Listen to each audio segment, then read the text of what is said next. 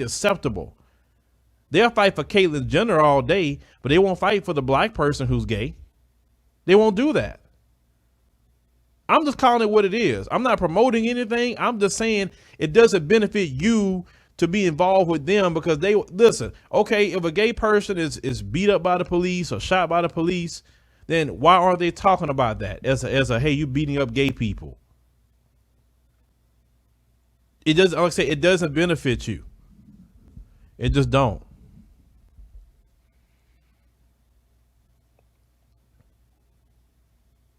And I would, like I said, I would love for them to show me how those groups benefit them.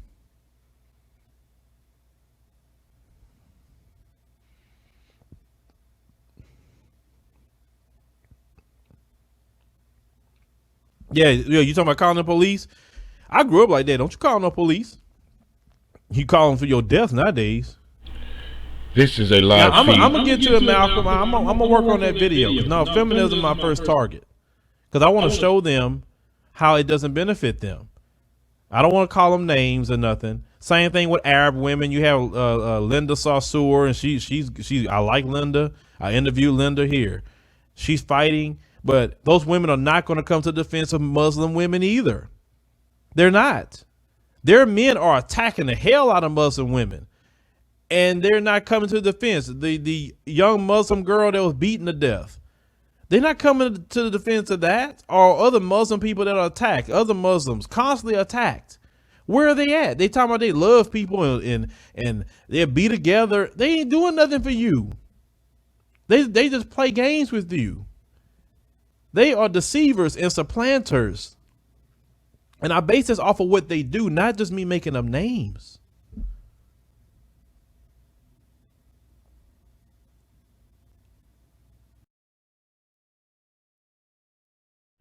Folks, this is a live feed. I'm actually looking at the Advice Show, and it's hosted by I think the gentleman's name is Phil. I'm not sure of his last name, but I've looked at his videos for quite some time there, and he's one of these black YouTubers that kind of makes sense about what's going on. He kind of breaks it down to you in such a way that you really understand where he's coming from. You know, he's I hate to say this, but he's one of those guys that's non-threatening. You know, folks will come into his chat room and they'll listen to him because he puts, I won't say his own genuine spin on it, but he breaks it down to actual truth and realities. That's one thing about I would say about a lot of these YouTubers. They only go with what's popular. They only say or think they're saying what the folks around them want to hear. But to give Phil credit, he says exactly what's on his mind. So let's get back to him after he's about to check out here in just a little bit. So after he finishes, I'll pick up from there and we'll go on to and carry on what he was saying. So let's slide back over to Phil here on Advice Show. Trust me, if God don't stop them, they would nuke the whole earth. They wouldn't have an earth left because they don't want to give up power like that to nobody. If God don't stop them from doing it, which he will, they're not going to be able to nuke the whole earth. But they would do that if they could before they give up power. This is a group of people that you're dealing with here. You have to be the spawn of Satan to shoot a little pregnant woman, two grown men shooting a pregnant woman in front of children. You're not human. You can't be. You're a hybrid of a human. You look like one, but you're not human. You don't have a soul. Because a person with a soul, a person with a mind, will, and emotions, a soul, they can't point a gun at a pregnant woman and gun her down. Look, if I got another man with me, I don't care if somebody had a knife on them. That woman didn't charge them. Shoot, she called you. Why would she charge you for? And we can't believe nothing that comes out of those people's mouth about the police report. Believe nothing. Nothing. They lie. They've been lying from the beginning. They lie.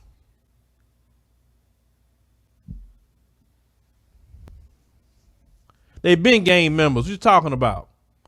Colin Kaepernick called them out as well. We covered that here. The cops was the original slave patrol, and then he morphed into a municipal police force. Sister Sadie even did a video on that as well, talking about the history of the police department. It's on this channel.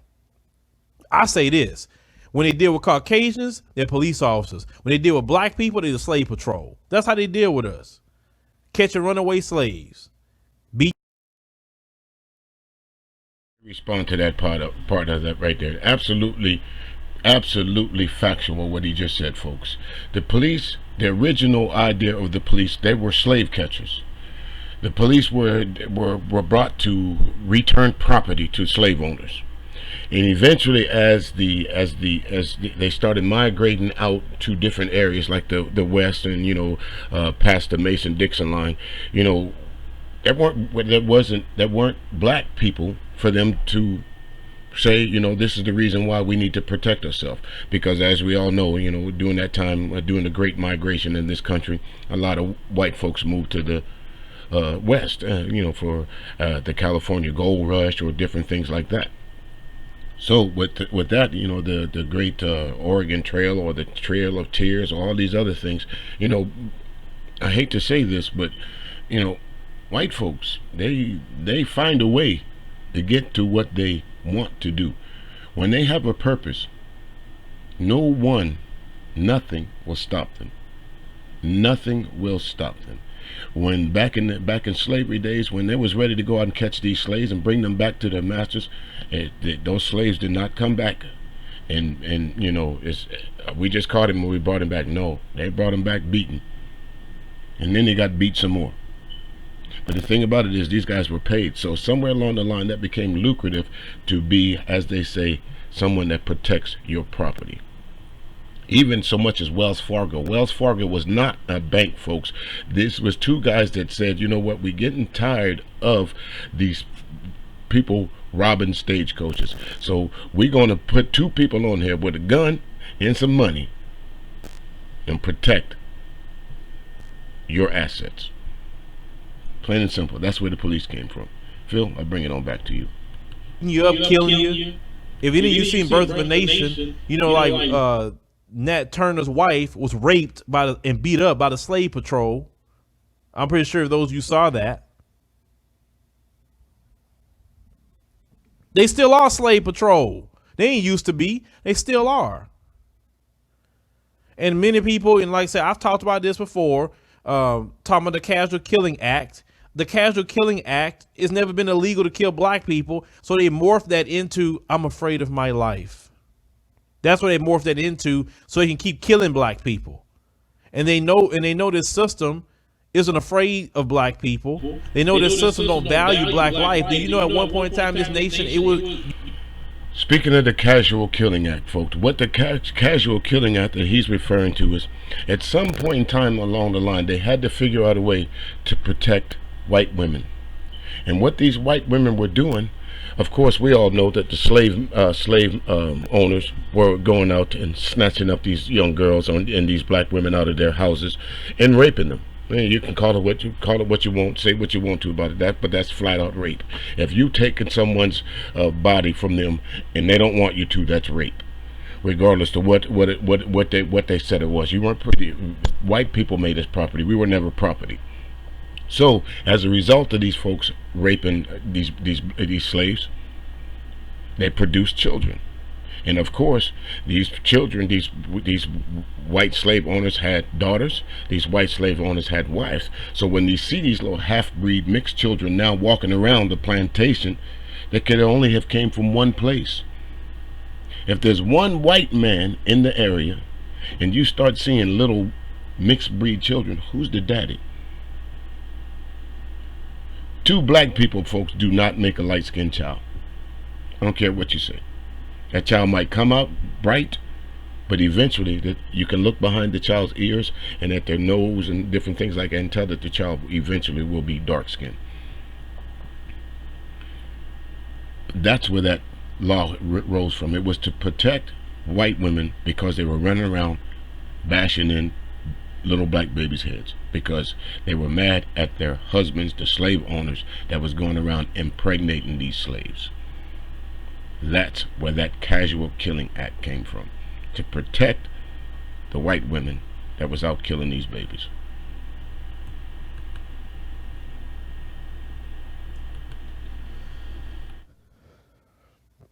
You're right. His kid, the dad should have been charged.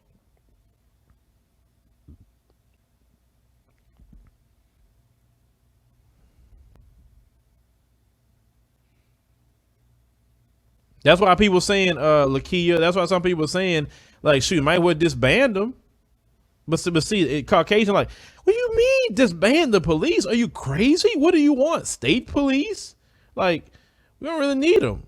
Like I say, if they treating us like the slave patrol, what are they gonna do? We have crime in our community. They don't come do anything about it. So what's the point of paying them tax dollars for? I've seen videos. You have Caucasians that will sit up there and fight police. They even kill police. And notice, and I've done many videos on this. They would never, the Caucasian media protect them so much that it doesn't even matter if a police officer are killed. If it's about a Caucasian, we don't talk about that. So they don't even care about police at the end of the day. It's racial for them when it comes to police. Oh, we protect the police. We support the police because it's racial and they're being race soldiers for us. But when it's a Caucasian male suspect killing a police officer, they don't care about those same police officers that they say they support so much. If 71% of the police officers that were killed last year, okay, were by Caucasian suspects, that means we should have known every Caucasian male that was Neanderthaling. We didn't know crap because they're not going to do that. The Caucasian media is going to protect their own no matter what they do. They're going to minimize it. They're not going to report it. But when it comes to any other group of people outside of them, you will be demonized. That's exactly it, folks. Have you ever noticed? Okay, I do a radio show, and I do what's called a feature artist night, where I go back and I dig up old artists like Stevie Wonder, Marvin Gaye, and I kind of give a little biography on them. That's the best way to put it. Their music, their past life or whatever, marriage and all that. But as I'm doing my research with these gentlemen and with these feature artists, I always notice one thing. That especially if that person that I'm doing, if he's passed away, and I go and I listen to the reports, the very first thing they do is they talk about his run-ins with drugs, his run-ins with the law. They talk about him, whether he was an illegitimate father or absentee father, or how many kids they had, or whatever, anything that they could possibly do to demonize and to take away this man's accomplishment. Case in point, Chuck Berry. If you go into my Mixcloud, there you'll see a show that's a feature artist of Chuck Berry. In every interview that I looked at and listened to, none of them went past what the reasons that he was arrested for. They told you that he was arrested. In one instance, he was arrested because he took some underage white girls across state lines. But one thing about Chuck Berry, he never stayed in hotels. He never spent his money in white establishments. So how did those little white girls end up in his car? How did he know that they were underage? How would he have possibly known that at that point in time? Did he think to say, let me see y'all driver's license? But because he was an entertainer, but because he was out there stroking the little white women, they did all they possibly could to destroy that man's character. So much to it, they put him in jail for transportation of an underage white girl. They also, after they couldn't get him with that too much, they couldn't put him in jail forever. They got him on tax evasion and different things like that because he was not spending his money back with white establishment. He was stacking his money. He didn't put it in banks. He didn't do anything with his money, and he insisted that every show that he did, he was paid in cash. He would not do a show if he wasn't paid in cash, and he would not do a show in the Jim Crow South. And that's the problem with a lot of entertainers these days. They put money first before they put the community first. How much can I make out of this? Black America will get over the fact that I went to the White House and sang for Trump. Chrisette Michele, love her music, but that was a bad mistake on her part. O.J. Simpson, He thought he was white for the longest time until that white woman turned up dead on that porch. And they showed him just how black he was. Tiger Woods thought he was white for the longest time, thought he was above racism until the white America was done with him. They couldn't squeeze another golf ball out his ass. They couldn't get him to swing another club. So the next time that Tiger Woods got in any trouble or anything, it was blasted all over the screens. Think about this. Let's go back 7 years when Tiger Woods was at his height. Do you think that that video of him being arrested would have made mainstream? No, it wouldn't have. It absolutely would not have. As I'm looking here, you got guys like Bill O'Reilly and all these other folks that, you know, to go around on these platforms and demonize black folks. And then, but the thing about it is, you got other black folks that subscribe to that will literally sit there and agree with everything he says. Like Phil was saying earlier, how could you go against your own kind? How would you do that? Why would you do that? Stephen A. Smith, that sheriff, I don't even remember his name, whatever his name is. My goodness. Let's get on back here to Phil, folks, and let's see what they're talking about over there.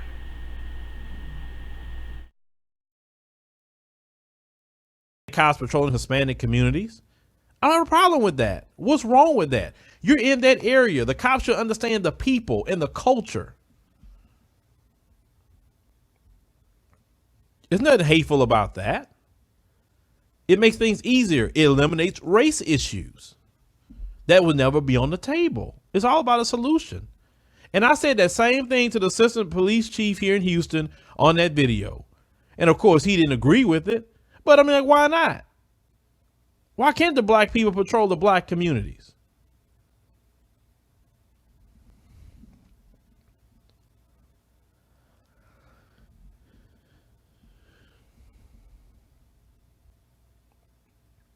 Like with that police officer, which one? The police chief from Dallas. He's the only one that actually said that publicly. Well, he said, you know what? If you want to be a police officer, come on. I'll put you in your community and you can serve your community. I like that he said that. I was in support of the Dallas police chief when he said that. I was like, yeah, bravo. That's what we need. And then 3 months after that, he retired. I said, oh man, come on. He couldn't even get that done.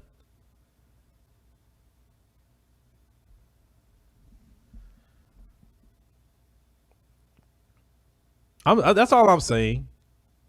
I'm looking for solutions to a problem. Because like a lot of people say, well, what's the solution? Why we keep talking about it? I'm telling you the solution. Put black cops in the black community. And let's try that out for about 24 months. All over the nation. Black police officers in the black communities. What's your thoughts on that there, folks? What do you think on that? You have black policemen patrolling their own communities. I agree with that. I agree with that to a certain extent. But what I'll tell you is, someone said this in the chat room, so I'll go ahead and say it. Some black policemen are indoctrinated to that system. Some of we all saw Boys in the Hood. You saw that policeman when he was arresting Trey. I hate you little motherfuckers. What set you from? You Crenshaw Mafia. But see, that's probably what will end up happening when you take blacks to patrol blacks. You ain't my daddy. You can't tell me what to do. You know what I'm saying? Who are you? You just a black man working for the white dude. You can't come in here and telling me what to do. It goes both ways, folks. You got black folks that you know, that once they put that blue uniform, they forget that after they take it off, they're still brown skin under that. They think that blue uniform that they put on gives them the shield to do and be something different than what they are. Folks, you cannot transcend your race. You cannot. You can be as bad as your race, or you can be as great as your race, but you cannot transcend it. You cannot. That is impossible to remove yourself from your race simply, especially as a black person, because that's how they identify us. Let's think about this. You walk up to a white person, your questions are, if they're blonde headed, you want to say, wonder if they're from Scandinavia or whatever, or if they speak with a different R, they wonder if they're from Germany. When you see a black man in this country, chances are you thinking he from Crenshaw, New York, the South. Never stop to think that there's this black man from Africa, because they just identify us by our skin color only, whether it be light-skinned black, dark-skinned black, pecan tan, all these different colors we got to describe our skin. It boils down to one thing: if you're melanated, you're going to have problems with the police.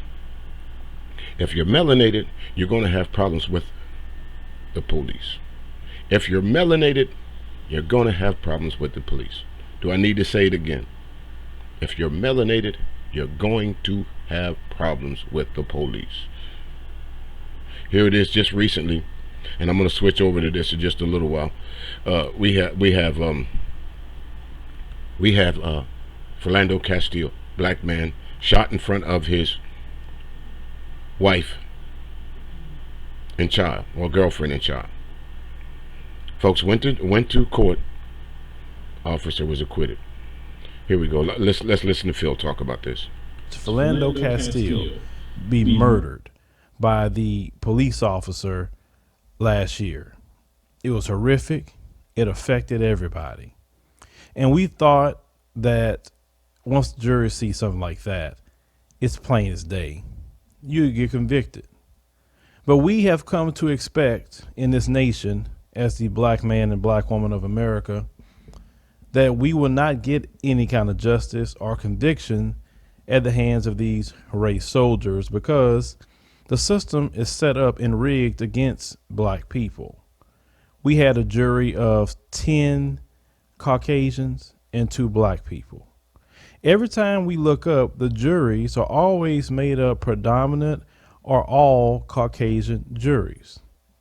Sister Sadia even made a video about that on this channel, speaking how they strike black jurors all the time, and they always end up with a predominantly Caucasian jury.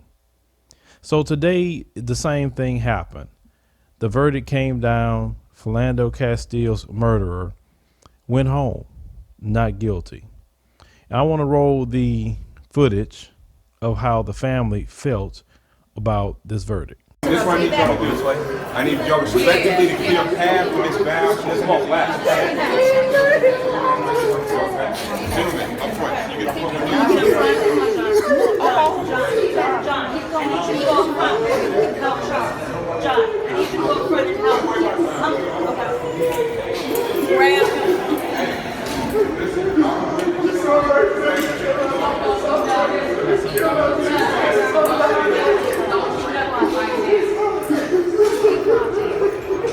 Keep walking, get some fresh air.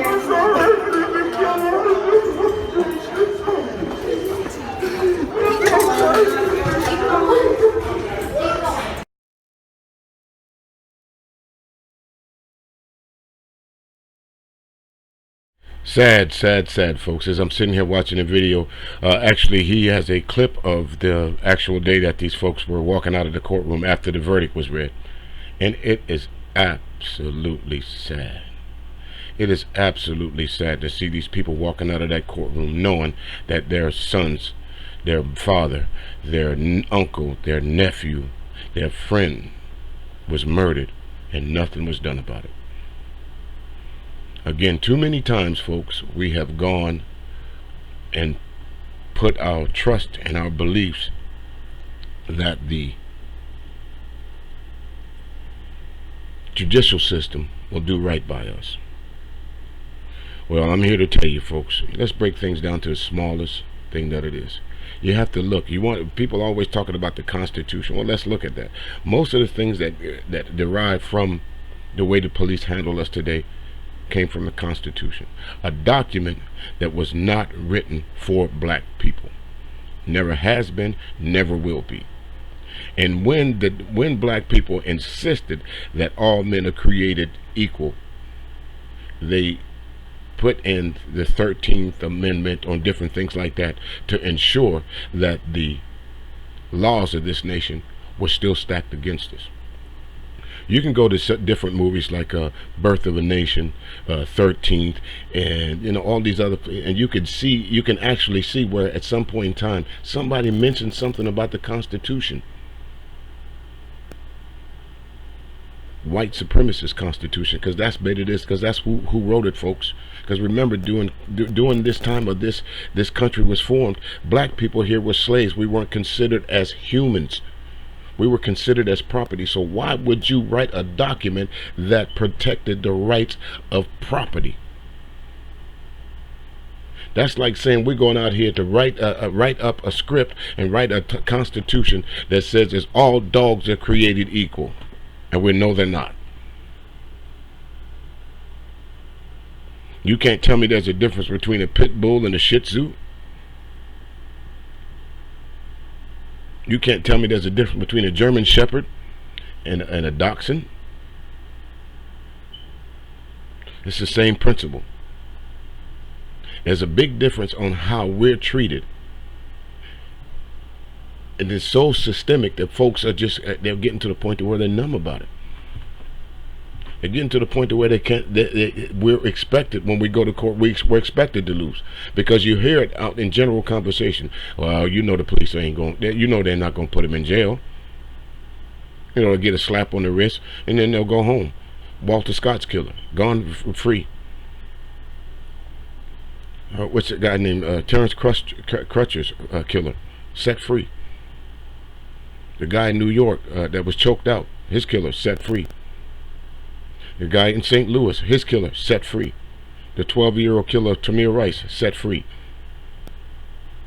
We have a video that folks will say, well, we don't know what happened up until. We don't need to know what happened up until then, because we've seen other incidences where the police have rolled up on folks in the commission of crime and they've chose other ways to deal with that. Non-lethal. I keep bringing up this point of this 18-year-old kid that left his folks at a restaurant, walked 4 or 5 blocks, and then in that time he decided he wanted to kill 3 people. He wasn't successful with one. But when the police arrived, he's on top of one of the unfortunate victims, chewing their face off. Tased him, shocked him, but they carried him away in handcuffs. Philando Castile was reaching to show this officer some legal papers. And just like Trevor Noah said on the Daily Show, you don't hear nothing from the NRA. You do not a peep from the NRA. Not a peep. Let's go back to, let's get to a part to where actual Philando Castile's mother is speaking. And you tell me this is not some powerful shit here, folks. Honest, and you still be murdered by the police of Minnesota while you have your seatbelt on and you're in a company with a woman and a child. My son would never jeopardize anyone else's life by trying to pull a gun on an officer and the gun was not fire ready. These are some of the facts that came out in the trial, and I am so very, very, very, very, very, very, very disappointed in the system here in the state of Minnesota, because nowhere in the world do you die from being honest and telling the truth. Now, these are some things that you need to know and recognize. There has always been a systemic problem in the state of Minnesota, and me thinking with my common sense that we would get justice in this case, but nevertheless, it never seems to fail us. The system continues to fail black people, and they will continue to fail you all. Like I said, because this happened with Philando, when they get done with us, they're coming from you, for you, and all your interracial children. Y'all are next, and you'll be standing up here fighting for justice just as well as I am. I am so disappointed in the state of Minnesota. My son loved this state. He had one tattoo on his body, and it was of the Twin Cities, the state of Minnesota with TC on it. My son loved this city, and this city killed my son, and the murderer gets away.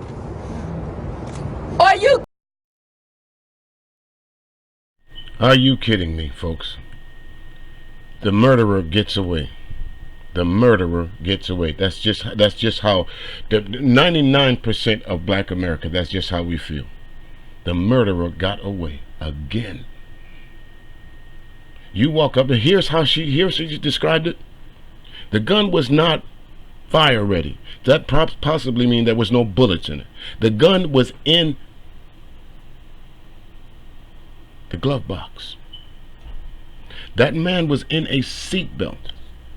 That man was not driving that car. That man had his child in the back seat. So as Valerie Castillo said, why would her son that loved his life so much put it in jeopardy with an officer that's already got a pistol trained on him? Why would he do that? Why do folks think, well, I'm sorry, back up. Why does white America think that black people got a death wish? Do you really think that black people get up in the morning and say, you know what, I'm going to go fuck with the police so they can shoot me? Why is it that people think that black men, black women, black children have a death wish? We like living. We like seeing our children. We like seeing our families. We like 4th of July. We like barbecues. We like all the things that's afforded to being alive. We like breathing fresh air. Sometimes it's funky out here, but we like that. So why would we go and put ourselves in a situation to where the police are going to shoot us? That doesn't make common sense. This man was either on his way to work or whatever he was doing, but he was not out committing any crimes. Philando Castile was a pillar in his community, folks. You heard his mother say, you know, a lot of us do. Chucktown, that's where I'm from, Charleston, South Carolina. And that's that place where you represent, where you lay your head at, the city that you lay your head in every night. That's what you shout out to the world. Where you from, man? I'm from the Ville. I'm from the Twin Cities. I'm from New York. Bronx, baby.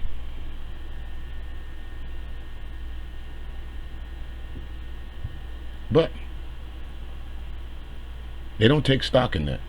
We're going to hear a few things from Dr. Umar Johnson.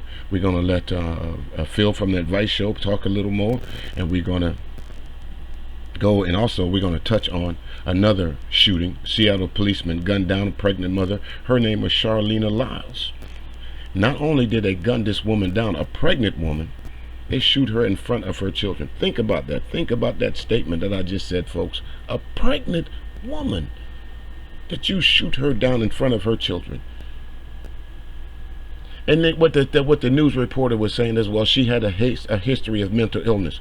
How many times will that be the narrative again? Oh, because a person has a mental illness, that means they mean they die. That means that you should lose your life because you had a mental illness? Or because you weren't coherent about a situation? So that means you should lose your life? Let's hear Miss Castile a little bit more of that, folks.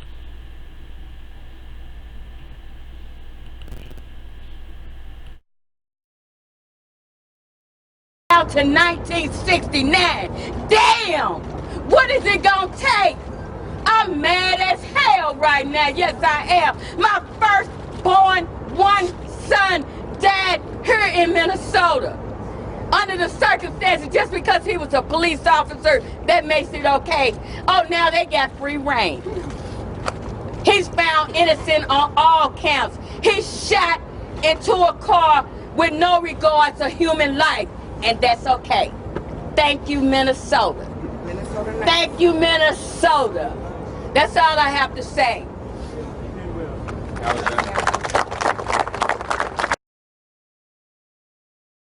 Thank you, Minnesota. Thank you, Minnesota. Thank you, St. Louis. Thank you, Chicago. Thank you, North Charleston, South Carolina. Because that's all the places that have recent. Laquan McDonald, this kid was shot 16 times, folks. And you go back and look at that video of when that kid was laying on the ground fighting for what life he had left in him. That policeman was so cold and callous that he delivered the coup de grace, shot that kid in the head. And the bad thing about it, while it was being videotaped, you could actually see the bullets hitting this boy's body, running through his body, and then ricocheting off the pavement. And when the police first started shooting him, he could no more reach the police than I can reach them from here.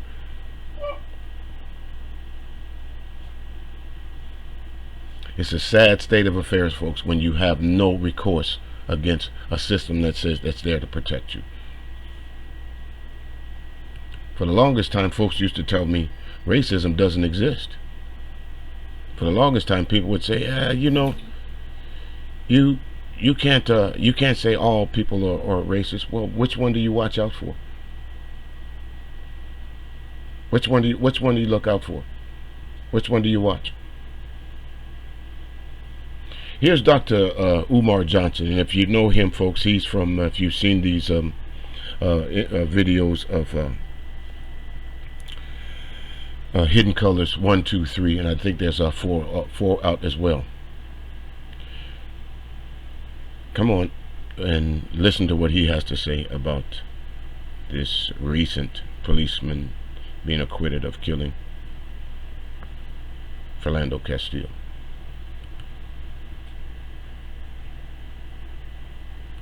Black families, the Prince of Pan-Africanism, Dr. Umar Johnson, King Kong Consciousness himself. I'm coming to you live and direct from Seattle, Washington, Pacific Northwest, live and direct from Seattle, Washington. Dr. Umar Johnson will be speaking here in Seattle today. The Prince of Pan-Africanism will be speaking for only the second time in Seattle and for the first time since 2013 when I spoke at the New Life Enrichment Bookstore. Rest in peace to Queen Mother Vicky, who was the elder who brought me out to Seattle for my very first visit 4 years ago. She transitioned a couple months ago. I wasn't able to attend the funeral. She was cremated, so I cannot visit the grave. But I want to send peace and blessings to her family, peace and blessings to her. It was an honor to have met her, Queen Mother Vicky, who was the first person to bring me to Seattle. So today I'm back. Looking forward to meeting the brothers and sisters, a lot of whom I will meet for the very first time, as my first visit to Seattle 4 years ago. The bookstore wasn't large enough to accommodate everyone, so a lot of brothers and sisters could not make it inside. So I'm really going to be meeting the Seattle community in many respects for the first time today. We will be at the Goodwill Missionary Baptist Church. The Goodwill Missionary Baptist Church is a black church here in Seattle today, 126 15th Avenue, 126 15th Avenue in Seattle. The doors open up at 4, and the opening acts, followed by Dr. Umar Johnson, will begin at 6 p.m. sharp, and then there will be a book signing to follow. This is possibly the first time that my book, Psychoacademic Holocaust, has come to the state of Washington. I may have had copies in 2013. I cannot remember. Cell phone or on your laptop. Okay. Today is Juneteenth. Today is Juneteenth. If we count from 1863, where some brothers and sisters counted from, this is the 154th Juneteenth celebration. If you count it from 1865, when true emancipation, true physical emancipation, because there has never been an actual emancipation, but if you count from the date of true physical emancipation, 1865, when the 13th Amendment finally eradicated slavery, except as a punishment for a crime, then this will be the 152nd Juneteenth celebration. Okay, as we all learned yesterday or the day before, I had spoken in Minneapolis, Minnesota, the Twin Cities. Our good brother, rest in peace, Brother Philando Castile, was murdered in one of those Twin Cities, St. Paul. The trial was going on amidst my visit to Minneapolis, and right after I left Minneapolis, we got the so sad news that the Latino officer that murdered Philando Castile in cold blood was acquitted of not one charge, not acquitted of two charges. He was acquitted of all the charges. He was acquitted of all the charges. And I am not surprised at this, because if we look at the precedent that we as Black America set under the presidential administration of one Barack Obama, if you look at the precedent that we as Black America set for white police under the administration of Barack Obama, it only makes sense that that precedent will continue under the administration of President Donald Trump. What do I mean by precedent? I mean that Black America's love for Obama was greater than its love for its own children and community. I repeat, Black America's love for President Obama was greater than it was for their own children and even for their own community. Okay, had President Obama been a white president during Trayvon Martin, had President Obama been a white president during Tamir Rice, had President Obama been a white president during Sandra Bland, had President Obama been a white president during Freddie Gray and Eric Gardner and Alton Sterling, I can almost promise you the Black community would have reacted much differently. Only our children, predominantly it was our children who took to the streets in the Michael Brown situation and the Freddie Gray. It was the youth that said we had had enough. But working class Black America, middle class Black America, upper class Black America, you stayed as far away from any street protests related to the police genocide of Black people as you possibly could. Part of it was due to your love for Obama.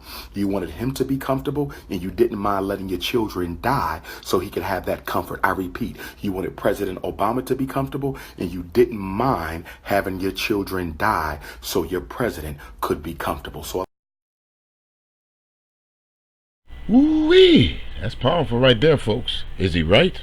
I happen to agree with him.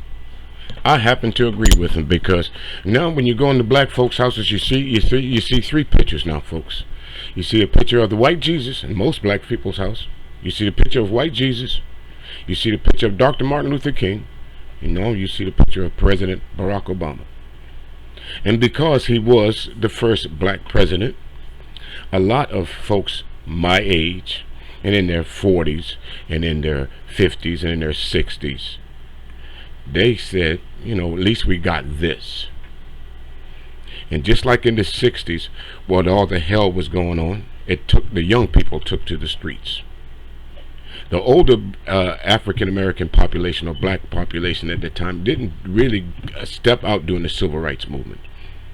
They were already conditioned to say, you know what, fuck it. Young Black people back in the 60s was the one. Go back and look at all the footage from the civil rights era. As much of it that you can possibly find, folks, you will see children in the streets. You will see African American children being bit by dogs. You will see African American children, teenagers, being blasted down by water cannons. You will see African American children being hoarded off to jail in drones. That's what you'll see. And you started to see the same thing in all these cases of Freddie Gray, and it's down in St. Louis and in Chicago and in South Carolina and all these places where, and Florida, all these places where these African American men were gunned down for just basically being who they are. And then the narrative coming behind it is, we don't know what happened. Or after that, once you find out what happened, then they stick to that narrative of, I was scared for my life. I was in fear of my life. Well, folks, that's part of being a policeman. You understand that isn't one of those things that just comes with the territory. If you are a cook, eventually one or two things are going to happen to you, not from you being careless or not from you not paying attention. It just happens. Sometimes you get a burn from the stove. Sometimes you pick up a pan that's too hot. Sometimes you cut yourself with a knife. Sometimes you poke yourself with a fork. Those are inherent things that happen when you are a cook. As a fireman, inherent things that happen sometimes when folks are running from the fire, you got to run to it. And as a policeman, when folks are running from danger, you are supposed to run to it. You chose this profession. You chose to be a policeman. Whatever happened to the days of 1 Adam 12 where Kent McCord and the other guy was driving, cruising the streets, helping out everybody?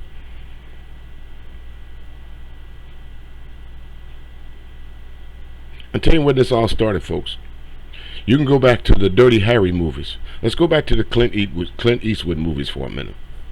Remember that one famous saying that Clint Eastwood had? But do you feel lucky? Huh, punk? Who was he talking to? Who was he talking to? Now, the main character in that movie was not the main. I'll say the main. What word am I? Antagonist in that movie was a white police officer. He was the one that they were really after. He was the one going around killing people. But they had to build Clint Eastwood up so much during that movie that who was his natural targets? African Americans. That same restaurant that they shot that footage in still exists today, folks. I lived in San Francisco for 10 years, so you can't tell me. It still exists. And it has a different name, but it's still there.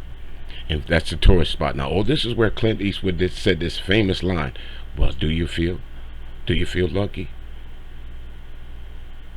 And that's the mentality that the police are having right now, folks. Do you feel lucky?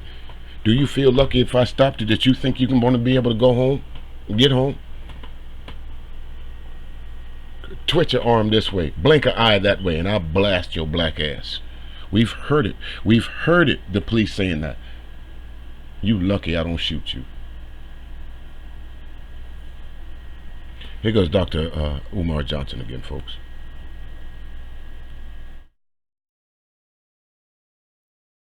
A lot of this is our fault, and it's ironic that we're having this conversation now, and it's not going to be a long conversation because I have to get over to the church. But on my way here yesterday to Seattle, I started reading a very good book, and that book is right here. It's called The Deacons for Defense. It's a pretty good book. Some of you guys remember the Deacons for Defense, who predated the Black Panther Party.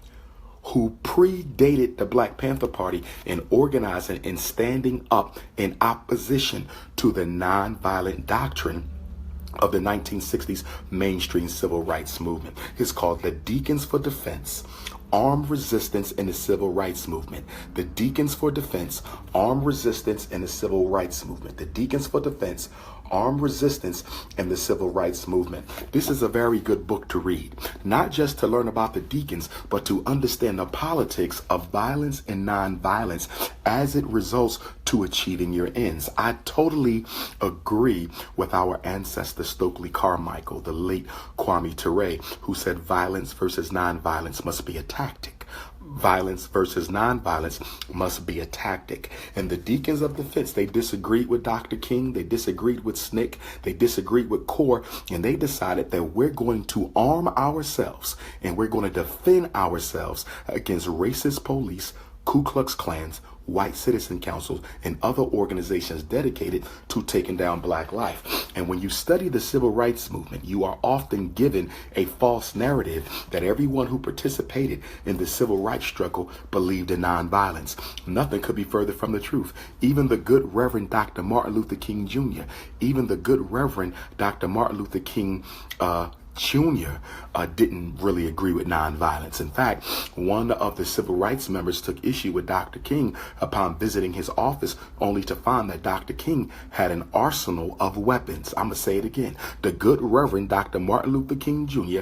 had an arsenal of weapons because even he anticipated that the nonviolent approach to justice would ultimately break down. But the Deacons for Defense, brothers and sisters, because we get this narrative that when you have to stand up and defend your life, it always ends disastrously for the black community. That's not true. The Deacons for Defense stood toe-to-toe with the Ku Klux Klan. The Deacons for Defense stood toe-to-toe with the white police. They had shootouts, and it was because they were willing to die. Okay? It was because the deacons were willing to die that they were allowed to live. I'm going to say it again. It was because the deacons were willing to die that they were allowed to live. I'm going to say it one more time. If you study the history of the Deacons for Defense, it was because they were willing to die that they were allowed to live. So what are you saying, Dr. Johnson? What exactly are you telling us? Did you hear that, folks? That's the point of what folks are realizing. I'm going to go back just over there and cover a few points of that, what he was saying. Now, I'm not, believe me, I'm not the worldly scholar. I don't have the paperwork and all that other stuff that Dr. Umar Johnson is taking. So I'm not trying to discredit anything he says by no stretch of your imagination. I agree with him 100%. And the thing about our history, folks, it's kept away from us. So you literally have to seek out gentlemen like this, folks like me, and other folks, other black YouTubers. Some of us are on here just to talk about black people. No, there's no doubt about that, and talk about black people in a negative way. But when you get guys like Dr. Umar Johnson, he's done some things on YouTube that I don't necessarily agree with. And number one is getting into another physical, well, not physical altercation, but we're walking up on another black man, accosting another YouTuber about some things that were said. That's, to me, that grown men shouldn't act that way, especially in the public eye. That shows weakness, and that gives another person to think that there's a way to separate the two. But what he was saying is, folks, long before, well, not long before, but before there was such thing as this non-violent move to racism. This is how we're going to defeat racism. There was some brothers out there that was protecting themselves long before the Black Panthers. So don't think the Black Panthers was a novelty item. No, the Black Panthers was not a novelty item. They understood, white America, white supremacist America understood that we cannot let this happen again. We cannot allow these folks to get a head of steam rolled up and get to the point to where they're starting to protect themselves again. I'm going to go all the way back to Orlando Castile for a minute. This man had a license to carry a firearm. He was a legitimate card-carrying citizen of the United States. What's that? The Second Amendment, that all men, that everybody is allowed to bear arms and all that other stuff. That's the doctrine that he was following. He followed that doctrine. That white America said, if you're going to be legal in this country, you have to be legal like this. Man had he had no felonies. He had no nothing. He had nothing that says that he could not carry that firearm. And the one group that should have jumped up and should have been all in arms about that, because this man, whether he was black, green, purple, or whatever, was still an American, was the NRA. And they did nothing. They said nothing, and they haven't said anything. They haven't said anything. And they're not going to say anything, because that crime was perpetrated on a black man. But like Dr. Umar said, now I wonder if Reagan had been in office, if Clinton had been in office, when all this rash of black killings was going on, black people I think we would have reacted differently. We had to, what the fuck did we got to lose mentality. Remember, when black people saw the president of the United States at that time, what's his name, Bush, flying over New Orleans with a look of oh shit on his face, black people was out in drones. They were mad as hell. They were mad as hell. How could our government allow this to happen to us? Do you think not? Let's get on back to Dr. Umar Johnson here, folks. On this 152nd anniversary of Juneteenth, I'm saying that in 2 years, we're going to be celebrating 400 years in America. We know what we got to do. We know what we got to do. The nonviolent approach to dealing with police genocide and racism in America has never benefited us. Everything we've gotten through calculated, strategic, well thought out, tactical, physical resistance. Everything we got. We got out of slavery through that tactical, strategical, physical resistance. We got civil rights through that tactical, strategic, physical resistance. I'm saying here and now that I believe with all my heart that there will never be a change in the police genocide against black people, that more black women will die, more black men will die, more black children will die until there is a serious altercation that takes place between the black community and the American police force. I do not believe you can march this problem away. I do not believe you can vote this problem away. I do not believe you can pray this problem away. I don't believe you can protest this problem away. I don't believe you can vote this problem away. If you look at our history,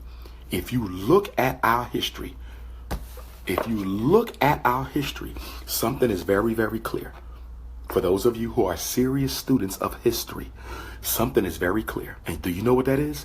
The only time we were allowed to live is when we were willing to die. The only time we brought victory to an issue facing black America was when we were willing to die. It doesn't mean you have to die, but it does mean that you are willing to die. And I don't use death in a very frivolous way. I don't talk about violence in a very frivolous way, because I know African people haven't been the victims of so much violence. We're so quick to want to fight somebody because of our own internal pain. So I am extremely responsible with my language. But I repeat, you can't vote it away. You can't pray it away. You can't protest it away. You can't march it away. Okay, you're going to have to stand up and you are going to have to engage your oppressor. Now, how that happens and when that happens and where that happens, that's not a conversation for YouTube. But what I do know is that a catastrophe of significant proportions, a disastrous meeting of opposite forces, a clash is going to happen in order for the world community to demand that the United States of America deal with her ugly racial problem. Until an atmosphere of complete and utter disregard for the opposite side and their safety has been created. Until black America is so pissed off and tired and non-complacent about police genocide in this country, until we get there, because we're not there yet. We're still comfortable because we can watch the NBA finals. We're still comfortable because we can buy a Mercedes-Benz. We're still comfortable because we can get a master's degree and a doctorate degree. We're still comfortable we can live in the suburbs. We're still comfortable we can get our weaves done and we can date white girls and we can wear Timbs and we can wear Jordans and we can put rims on our car. We're not uncomfortable yet. Not as uncomfortable as we claim to be. There's pockets of uncomfortability. But as a race, 50 million strong, we have not reached that psychological apex that demands results.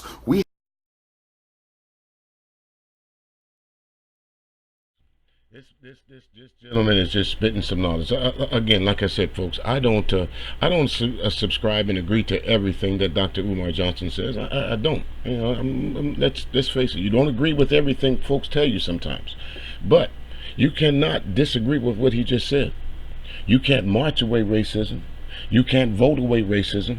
You can't pray away racism. There's only one way to eradicate racism, folks. You got to kill it. And like he said, that's not a conversation for YouTube, because let's face it, we don't own YouTube. They can shut my channel down today.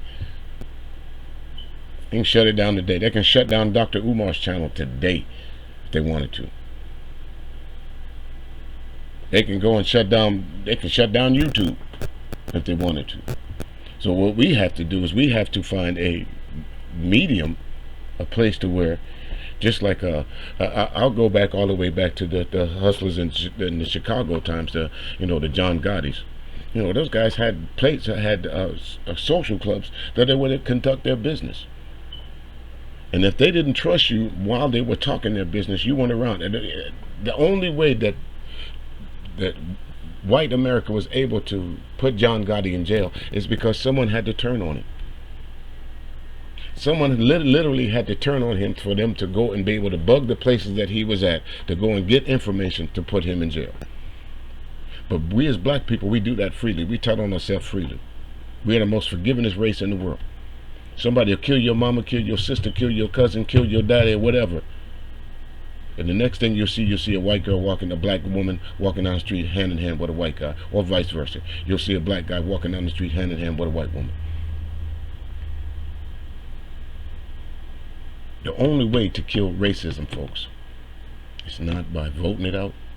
It's not by praying it out.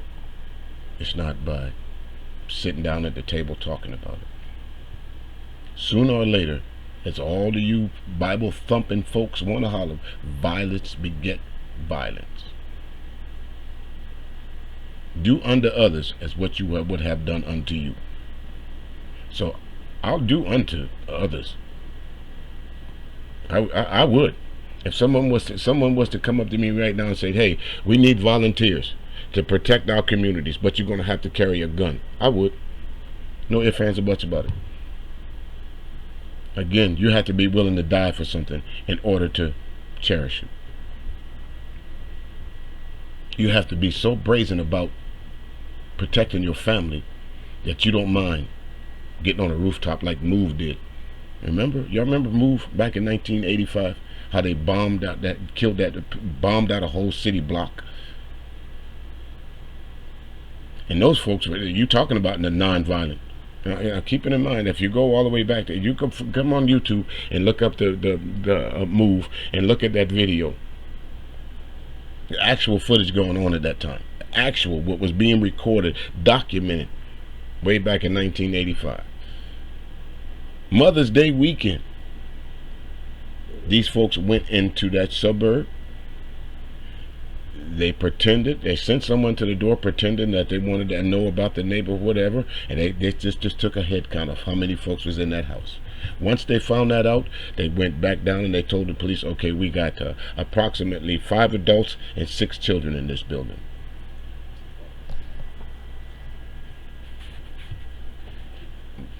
Sad, the state of affairs. Come on, Dr. Umar. Sorry, folks. Have not yet gotten to the point where we're not ready to breathe another second of air until there is absolute justice. We're not there yet. Okay, we're not there yet. So let's not fooling ourselves. In the Hotep community, you're not there yet either, because all you want to do is make $1, most of you. We're not there yet. Okay, but we're going to have to get there psychologically, and we're going to have to get to a point where, as a critical mass of African people are going to have to be willing to say, I'm willing to lose my job. I'm willing to lose my home. I'm willing to lose my career. I'm willing to lose my reputation. I'm willing to lose my life so my grandchildren don't have to go through the hell that I'm going through. Until you get there, until we become a sacrificial generation, until this group of Africans are willing to lay down their lives for the next generation, won't be no justice, won't be no freedom, and it won't be no equality. Philando Castile, okay, that brother died without justice. Sandra Bland died without justice. Trayvon Martin died without justice. Tamir Rice died without justice. Freddie Gray died without justice. We know what we got to do. Black man, we know what we got to do. Black woman, we know what we got to do. We know what we got to do. You have to create an atmosphere that is absolutely intolerant of any more injustice. We did it in slavery. We did it in Jim Crow. We did it in Reconstruction. Black Wall Street stood toe-to-toe with the army, the police, and the whites. Black Wall Street, Tulsa, Oklahoma, Rosewood, Florida, Charleston, South Carolina, Wilmington, they stood toe-to-toe. You know what you got to do. Stop acting like you don't know what you got to do, but you're scared.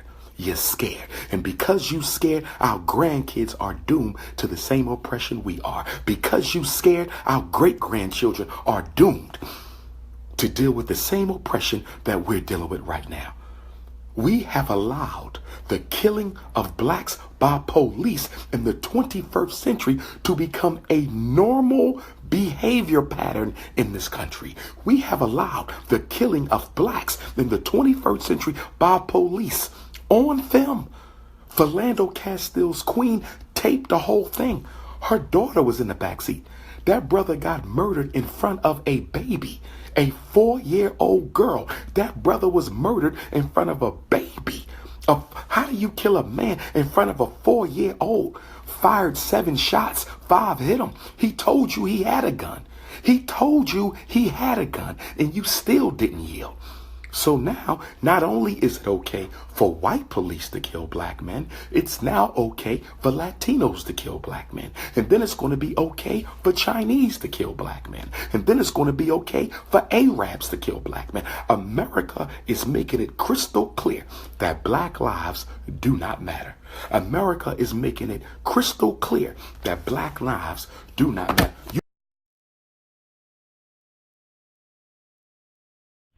Did you hear that?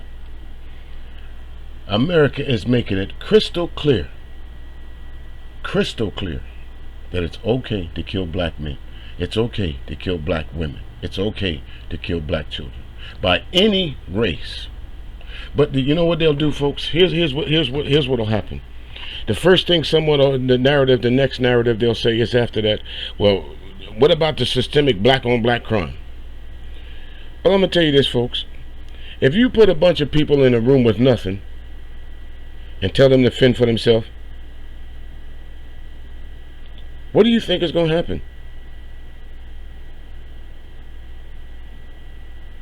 What do you think is going to happen? There was a lab series done, and I'm not by no stretch of imagination am I comparing blacks to rats, or I'm comparing my brothers and sisters to rats and all that. But there was a study done some time back to where they took this family of rats, and they kept them fed and they kept them, healthy and whatever. And for about, I guess, a month or whatever, they was living in harmony. But slowly but surely, they took all their comforts away from them. First week, the father rat was turning on the children, on the other little rats. He was protecting his mate, but he was telling his children, y'all got to go. After they took some more of their comforts away and started limiting the amount of food that they were getting, you would noticeably see the dominant rat in that family turn his back on everyone.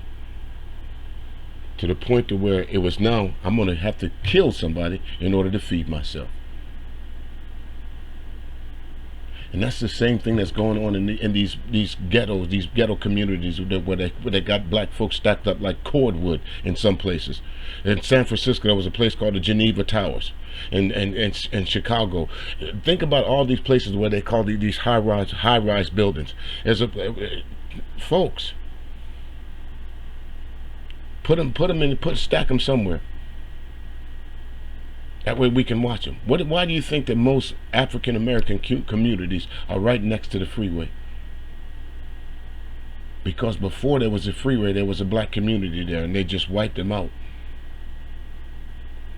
And now that's their way of being able to say, you know what, if we get any problems with these folks, we cut off their way in, we cut off their way out. We took the high ground. Sad state of affairs, folks. Sad state of affairs. When you are gunned down in front of your 4-year-old daughter. And the person that gunned you down has no human decency about him to empty 7 shots into a car to a man that was in a seatbelt. He didn't care that he was a father. He didn't care that he was a law-abiding citizen. All he saw that he was black, and he feared for his life. That's all that policeman cared about. Because he knew All I got to use the statement, well, I was in fear of my life when he told me he had that pistol, that my reaction just took over and I just started shooting. How lucky was it that the girl and the baby wasn't hit? How lucky were they?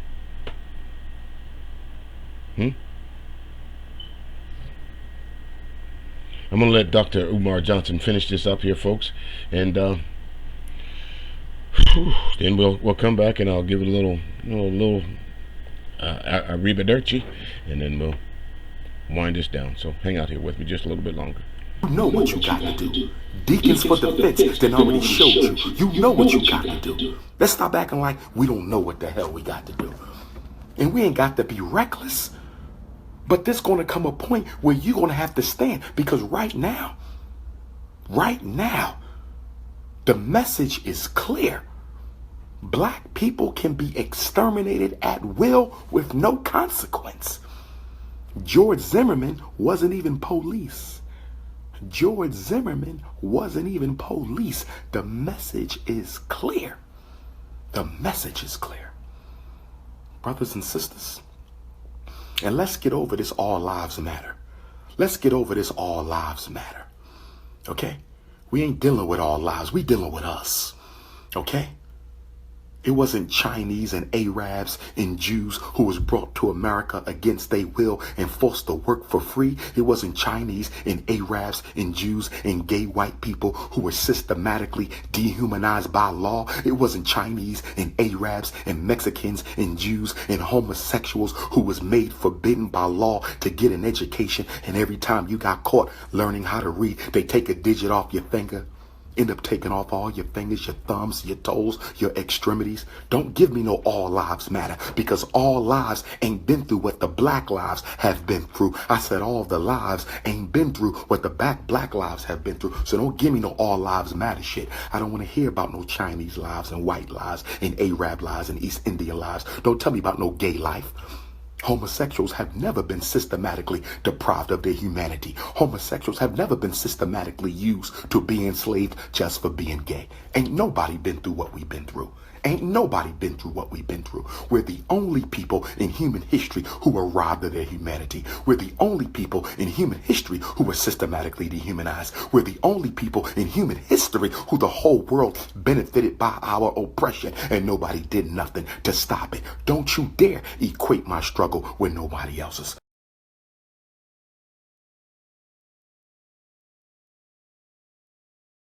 Thank you, Dr. Umar Johnson. Don't you dare equate my struggle with Chinese struggle, with Arab struggle, with white American struggle, with gay struggle, because that has nothing to do with it. Folks want to say all they want to about gays. I don't care. I don't care. You get mad at me all you want to, but I'm glad that Dr. Umar spoke on that. Folks, if you got all these people that's running around, and this is one thing I really wanted, if I could sit the former president down, Barack Obama down, I would ask him, what the fuck was you thinking about when you started signing all these laws for gay rights? Could you have not found one law? Could you have not signed in one law for black rights? Not one? You signed a law that says it's okay for two people of the same sex to get married. But then you folks want to turn around and create shit out of the Bible and talk about stuff out of the Bible. And wonder how folks will walk up to you and say, I'm an atheist, or I don't believe in what that you subscribe in. First of all, the very idea that you have a blue-eyed white Jesus tells me that your religion is wrong. Tells me that something is right, automatically right, because according to the Bible, he was born in a warm climate. What the fuck have you seen a white person at that time in that climate with blue eyes? If he was, it was a novelty. Long hair, small nose.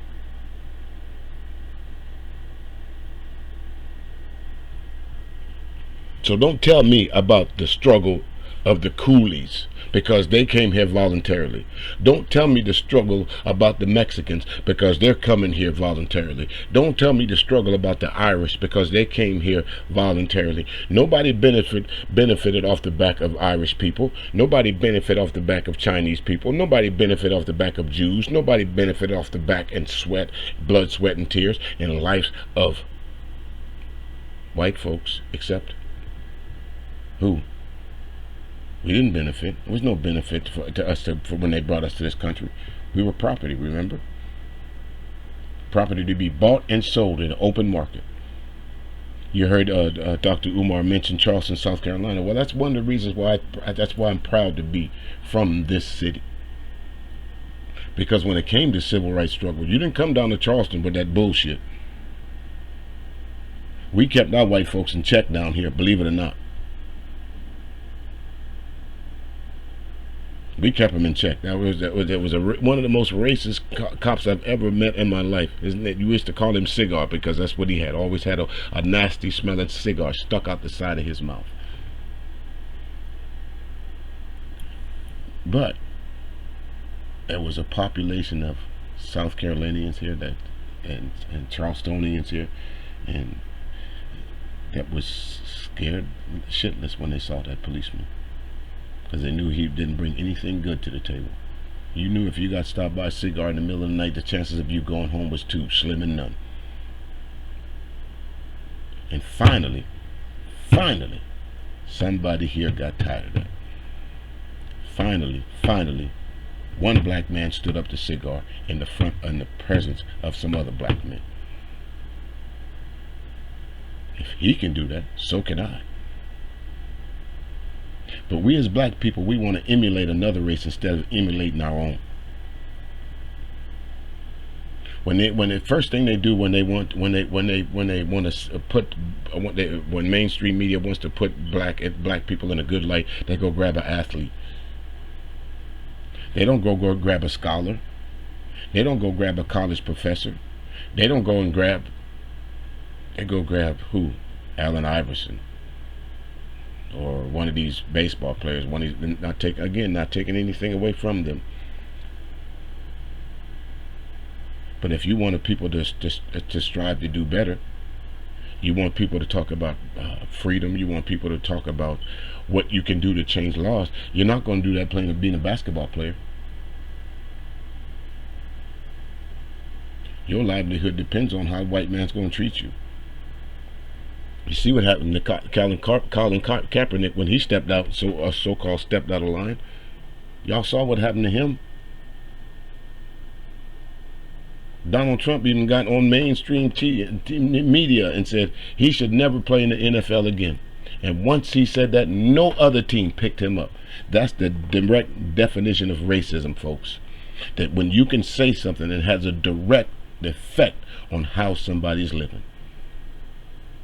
If some just plain Joe walked down the street and I'm walking down past him and he says, "Hey, what's up, nigga?" You're gonna get his ass whipped, but it's not gonna change my style of living. I'm whipping his ass because he disrespected me. Does that make him racist? No, that makes him prejudiced. That's what people are so quick to say. Well, not all white people are like that. Fuck a disclaimer. I can guarantee they don't think about us like that. I can guarantee you right now there's a group of white men out here in this country right now plotting on a way to exterminate black men today. I will guarantee it, folks. Dylan Roof drove from Columbia, South Carolina to Charleston, South Carolina on several occasions. You don't think he told anyone about what he was going to do?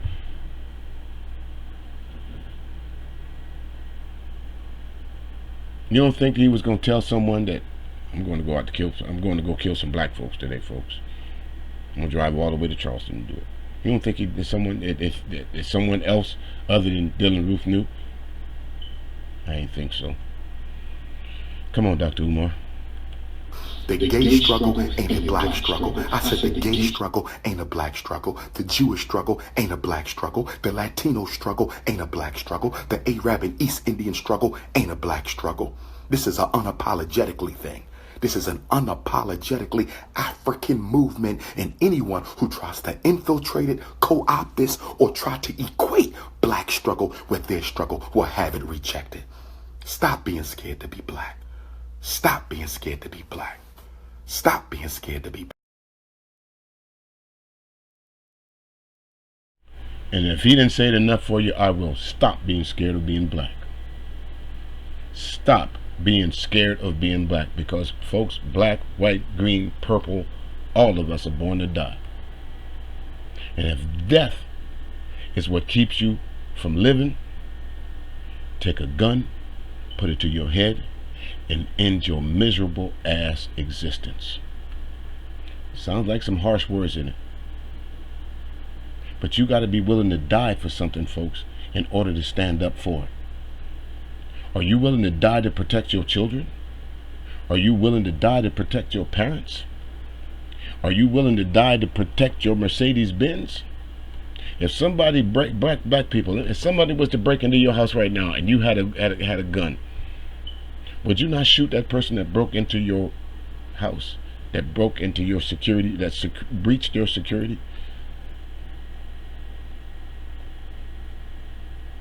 Wouldn't you do that? Stop wanting to be a part of everything. Stop saying, hey, I'm good with this. I like being part of this. Stop doing it, folks. Stop it. I'm going to let Dr. Umar finish up here, and I'll come back and close it up.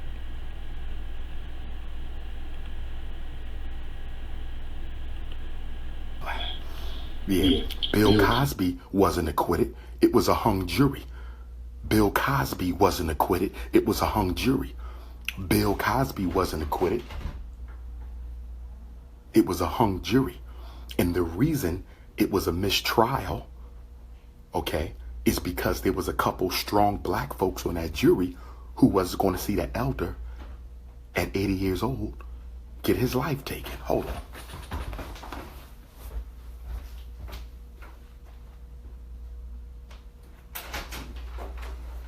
15 minutes, mama. I'm gonna jump in the shower. He had to step away there for a minute, folks. As you see, the live video, live feed. Someone knocked on his door, and if you go and see this video here, you will see the look on this man's face, like, wait a fucking minute, who's at my door? Let's see if he's back now.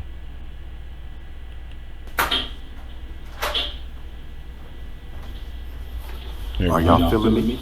See, the problem with the Cosby trial, and if you follow the Cosby trial, okay, there was issues with jury selection because the prosecution wanted nothing but rednecks for the Bill Cosby case.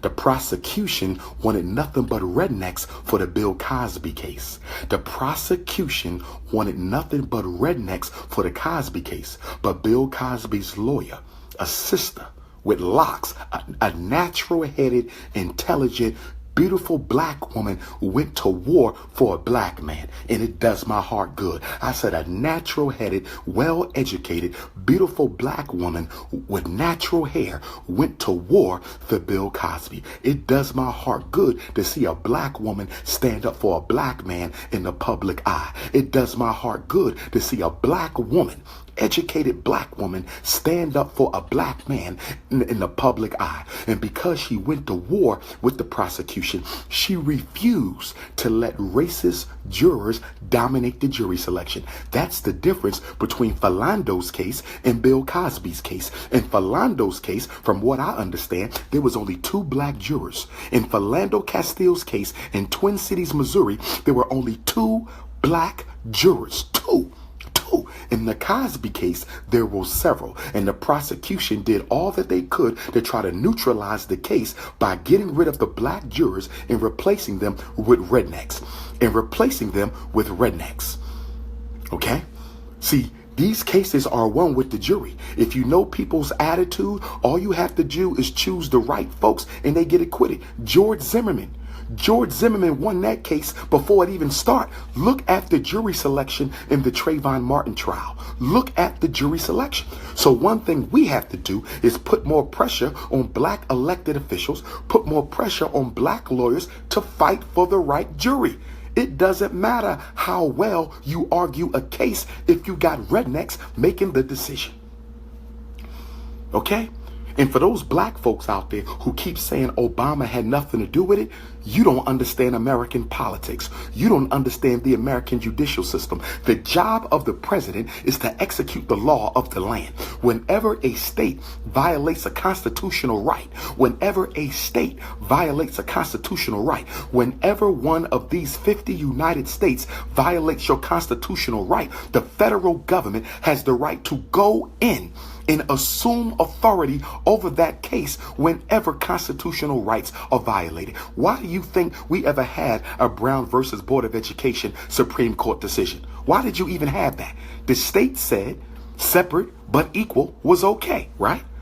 But the feds came in because they considered separate but equal to be unconstitutional. They considered it to be a violation of black children's 14th Amendment equal protection under the law of rights. And so they stepped in. Obama could have did the same thing. Obama could have looked at the systematic exterminations of blacks unnecessarily, okay, and unarmed by police as a violation of our equal protection under the law, as a violation of the amendment that says that there is people shall be free from what's the word for excessive punishments, free from excessive searches and seizures. Y'all know the amendment I'm talking about. One of the amendments that say that the people shall be safe in their homes and that the people shall be immune to unnecessary punishments. Okay.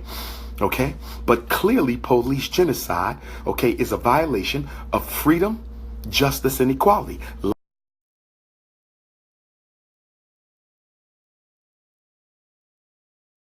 Not everyone has the correct answer. So what I think what Dr. Umar was talking about was the amendment that says that you're not when you're convicted or you're accused of a crime or any other thing, that you have the right to be to have a fair trial, that you have the right to jury of your peers, that you have a right to be not to have, if you are found convicted for cruel and unusual punishment. These police these days, folks, they act as judge, jury, and executioner out there in those streets. And I'm going to say again what Dr. Umar said: stop being black. For those of you who look at who see this video, you'll see a black face right there in front of you each and every time. I commend all you folks that put your face in your videos. I commend all you folks, but me personally, I don't do it for one reason, because so you can't argue with what I look like. You can't argue about my background. You can't argue about anything, because I could be anybody behind that mask that you see. All you can argue with is my words. And in this video, all you can argue with is from the gut feel from the advice show, Dr. Umar Johnson, and my words. That's all you can argue with. That's it. And if I had enough time, I would bring a clip from Dr. Boyce Watkins in. I don't necessarily agree with everything he does, but again, he asked the same question that I asked, and I'm in no public figure. I'm not known like these gentlemen are. Dr. Umar couldn't walk into some certain places and folks don't recognize him. Dr. Boyce Watkins couldn't walk into some places and folks don't recognize him. But I can. So what I'm saying to that is, if I can wonder why the NRA hasn't spoke up about this killing of a citizen that had the right to carry a concealed weapons permit. Why aren't they up in arms about it? Simply because he was a black man, folks. And how dare a black man in the United States of KKK America arm himself? You heard my man say, you know, back in the days, if you was caught reading, you lost a digit. If you ran away, you lost a foot. The mere fact of getting an education was a reason to lose a digit. The mere fact of being able to read, to be able to spell your name was cause for a digit. Think about this. If back in slavery times, if the Second Amendment, the right to bear arms, was for everyone, do you think those black men, those black slaves, would have allowed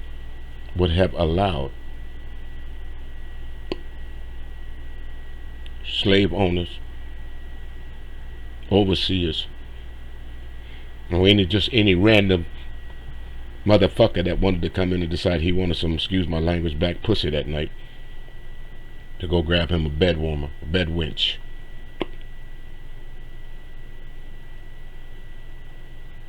Do you think that black man would allow that to happen? No, he probably would have put buckshot in his, from one side of his ass to the other.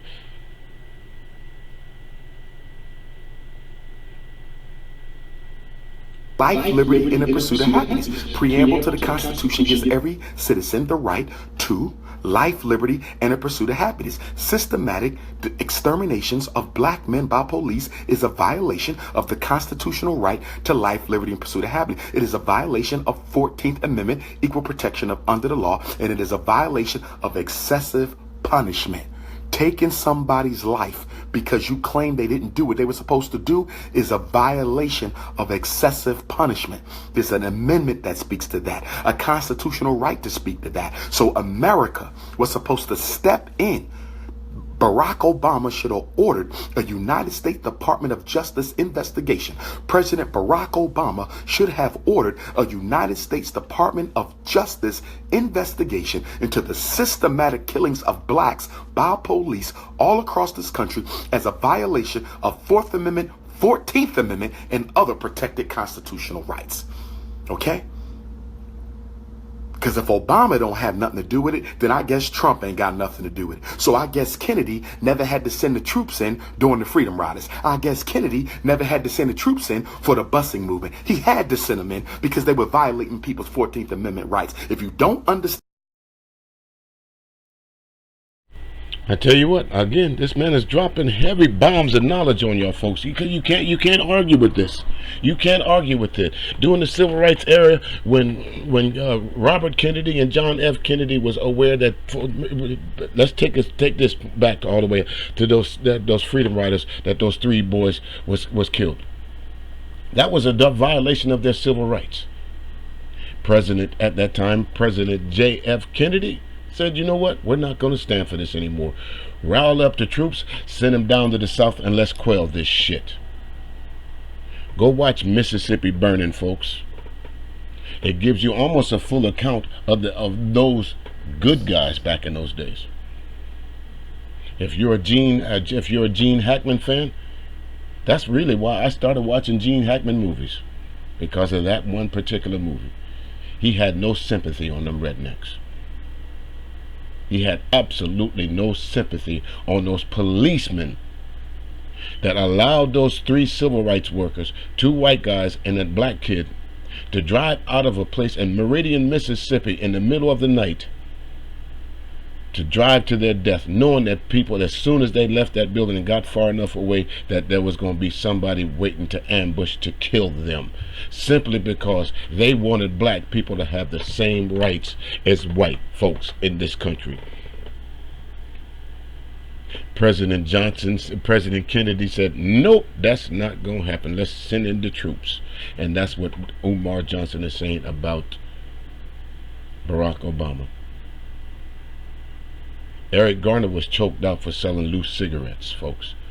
At worst, he should have got a slap on the wrist, a fine. Tamar Rice was gunned down because he was playing with a toy gun. Philando Castile was shot because he was holding a permit. Alton Sterling was shot because he was selling CDs. Walter Scott was shot because he was running away from a child support warrant. Laquan McDonald was shot for who knows. And as he said, Trayvon Martin was shot by this person wasn't even a policeman. So it makes it all right. That Stand Your Ground made it all right for folks in Florida to confront black people. Because funny, the same Stand Your Ground didn't work for that African American woman that shot up in the air in her garage at her abusive husband. Didn't shoot at her husband, shot warning shots in the air in her home to tell her abusive husband that you're not going to beat on me and my children anymore. And when the police got there, they arrested her. They gave that woman 20 years in the slammer. Said she was a reckless endangerment to the public. It was another prime example when black folks arm themselves, they get the worst end of the stick. Another prime example. In the law, keep your damn mouth shut, you buck dancing, booty scratching, Uncle Remus, Uncle Tom, Aunt Annie Negroes who always want to defend racism whenever it decides to rear its early head. Brothers and sisters, we got to organize. We got to organize. Get up, stand up, or we got to get out of here. You got a choice. Get up, stand up, or let's get the hell up out of here. But I'm going to tell you right now, when we build that community in Africa, a lot of y'all not coming. When we build that community in Africa, you're not coming in no community that I'm trying to build with no weaves, no blonde hair, no homosexuality, no white wives, no basketball, footballs, Timberlands, trucks with rims on it, TVs and a headrest. We're not taking that shit to Africa. Take all your Americanisms and leave that shit here. Okay? Because I'm working on that independent community in Africa. I'm working on that independent community in Africa. I'm working on that independent community in Africa. And I'm not taking nobody there who's not representing the best interest of African people. Facts. Facts. How many of you folks knew right now, if you was to petition the Guyanese government, that they will give you a plot of land? They'll give you enough to where you can leave the United States of America and start your own life completely over. How many of you folks knew that? You got so many black people over here hollering about, we need our 40 acres and a mule. That's how we'll get up.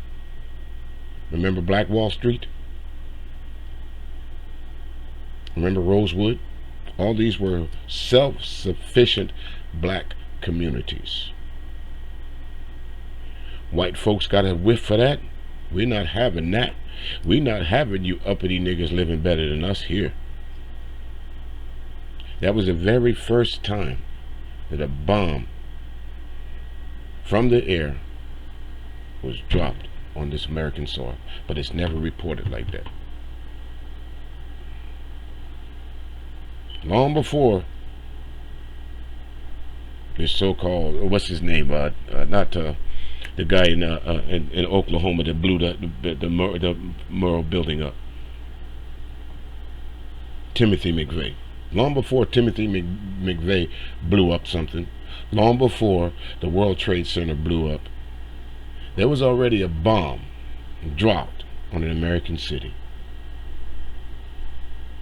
And if I'm not mistaken, it predates even Pearl Harbor.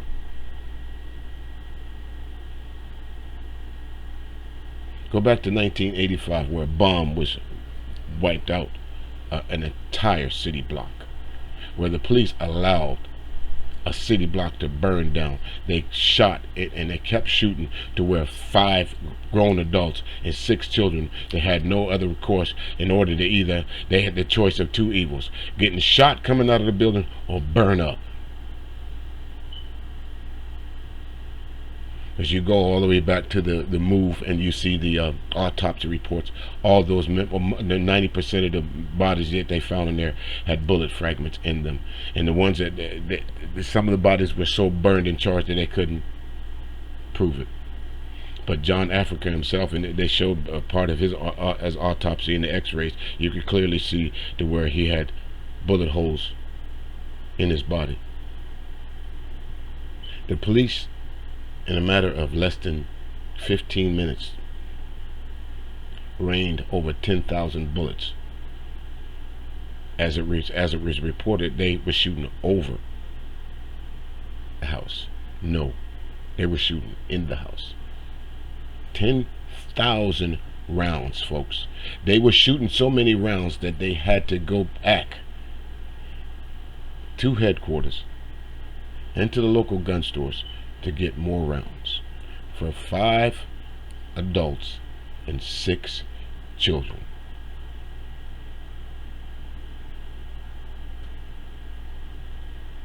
You picture that. Well, we're just about running out of time here, folks. Let's see. I'm going to let Dr. Umar finish up his thing here, and then we'll shut this down. I know I keep saying it, but he brings up so many points that I keep having to. I just got to say something about it. So we're going to get close to the end of the finish line here. So hang out there with me, stick and stay, folks. We'll be right back. Facts. Okay? And now the racist DA in the Cosby case says he's going to retry the case. He's going to retry the case. The case was all about race, politically motivated, and it was over a white woman, brothers and sisters. It was over a white woman who came to Bill Cosby's house 13 years ago. A white woman who came to Bill Cosby's house 13 years ago and say he gave her 3 pills to sedate her and then sexually molest her. Now, the irony of the situation, she had been with Bill Cosby alone multiple times. But originally she lied and said she had never been alone with Bill Cosby before. And then we find out later that she was alone with Bill Cosby on multiple times. And then they say, since the so-called rape or sexual harassment, she contacted Bill Cosby to get some tickets for some family and friends. If you are sexually violated by any man, if a woman is sexually violated by any man, why would you call that man after he sexually violated you and ask him to get you some tickets? Why would you call a man who sexually violated you and ask him to go and get you some damn tickets? That was nothing but political motivation. She tried to get some money and she was put up to the situation. But the message to Bill Cosby, okay, just like O.J. Simpson, just like Tiger Woods, just like the rest of y'all, leave those white women alone. Leave those white women alone. Come home to your black woman. Come home to the beautiful black woman. Come home to the brown skin, the black skin, the tan skin, the butter almond, the butter pecan, the light skin, the lemon, whatever you want. We got black women. Why you Negroes putting your life and livelihood at risk? Why you Negroes putting your life and livelihood at risk for white females? We got to stop this nonsense. This is King Kong Consciousness, Prince of Pan-Africanism, Seattle, Washington. Doors open up at 4. You better be in the building because I'm about to lock it down. Washington, D.C., I'm going to see you Saturday. Washington, D.C., I'm going to see you Saturday. Washington, D.C., I will see you next Saturday, the 24th, Power Talk. Be there, be square. It's going down in Brooklyn, Black Brooklyn. And there you have it, folks. Dr. Umar Johnson. Now, I tell you what, sometimes when you need somebody to speak for you and you want to have dialogue with someone, YouTube is a great place to where you can just, fair use, folks. Fair use.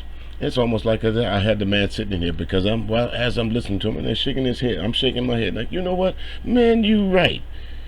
You know what, bro, you right. What the fuck? What was we thinking about?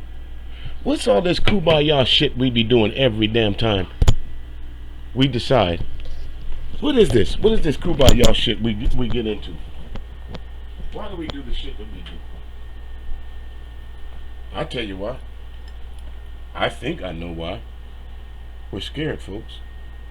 We're scared of the great unknown of what will happen to us as African Americans in this country if we decided to say, fuck it, let's go. Y'all want us back to Africa? Fuck it, let's go. What we got to lose? Isn't that what Donald Trump told you? What you got to lose? Nothing here but your damn life. I told you this was not going to be DJ Music on Golden Grooves Radio. Wrong fucking answer.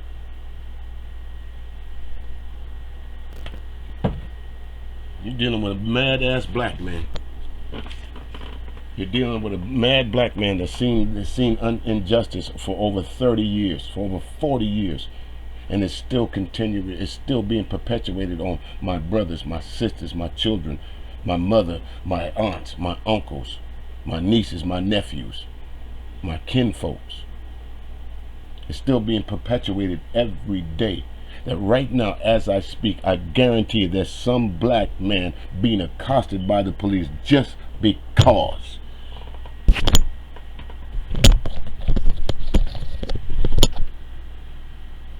Just because. You get no sympathy from me, folks, when it comes to shit like that. Breaking news. I'm mad as hell, and I don't care who know it. Breaking news. You heard what the man said. We only got one choice, folks.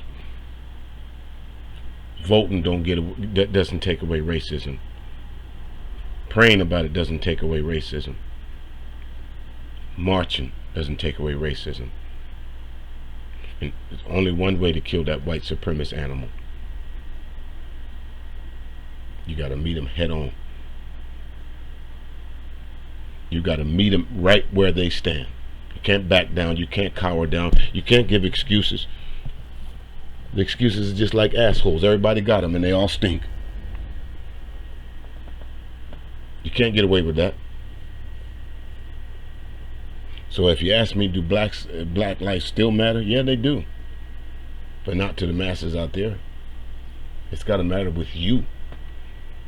Stop allowing the gays to come into your community saying we're going to march with you. Stop believing that women's right is equality, is the same thing to black women's rights.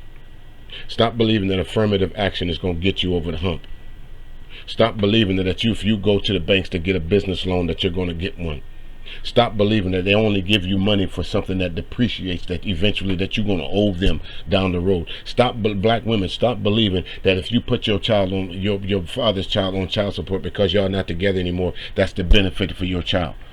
Stop believing these perpetuated lies that white America has put here in front of you to tell you this is how you. What do you fear on me for?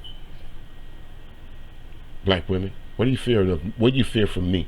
Why do you fear from us as black men? You have nothing. You have no reason to fear us. You heard that there's a report that says proportionately black women are killed more by black men than anything. No, that's not true. Heart disease, obesity. That's what's killing most black people. Not each other. Is there problems in our neighborhood? Damn Skippy there is. Got a call here, folks. 1 second there, please. Thank you. Heard someone calling me in the background. So I'm going to end this right here, folks. We'll be right back. Well, we won't be right back. Have a good day, and I'll try and pick you up later on. So like, subscribe. If you got something you want to talk about on the channel, you know where to hit me at. MrDJMuziq. You can come on my radio station at golden-grooves-radio.net. Or you can hit me right up here on Facebook at DJ Music, or on Twitter at MrDJMuziq. I'm all over the place. Come find me out, folks. You better catch me while it's cheap.